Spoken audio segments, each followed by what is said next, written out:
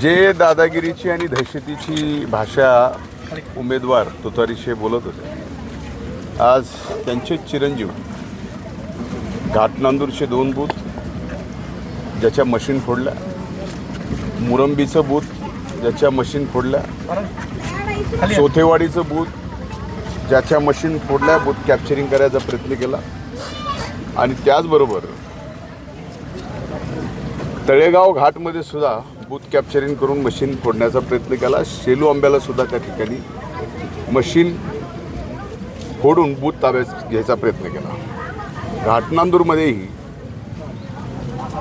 माझ्या वडीलधारी बन्सीयांना सिरसाट जे जिल्ह्याचे मजूर फेडरेशनचे अध्यक्ष आहेत त्यांच्यावरती प्राणघातक हल्ला झाला आणि ते अक्षरशः म्हणजे वयाने एवढे सिनियर आहेत त्यांच्यावरती असा हल्ला होणं आणि हे करणारे उमेदवार आणि त्यांचे चिरंजीव हेच आहे।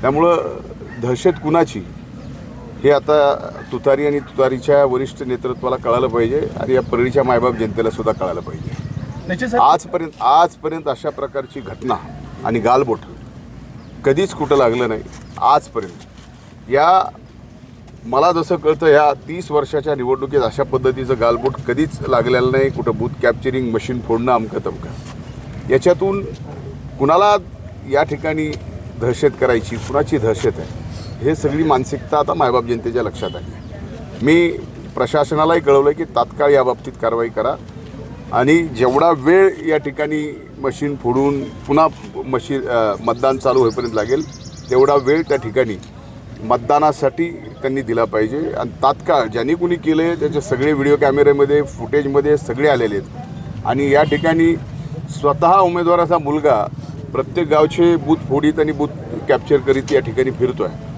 आता यावरही आता मी पाहतो की प्रशासन आणि इलेक्शन कमिशन काय कारवाई करत आहे। मी माझ्या पद्धतीने तक्रार दिली आहे आणि मी मागणी करतोय की तात्काळ हे जे कोण करणार आहेत हे सगळे कॅमेऱ्यामध्ये आलेत, व्हिडिओ फुटेजमध्ये आलेत, अनेक लोकांनी तिथं पाहिलं आहे आणि कुठल्या मानसिकतेतून या ठिकाणी केलेलं आहे। त्याच्यामुळं मी स्वतः या ठिकाणी तक्रार करतोय। मी आता प्रत्येक बूथवर फिरतोय पण मी फोनवरती याबाबतीत उमेदवार म्हणून या ठिकाणचा तक्रार केलेली आहे।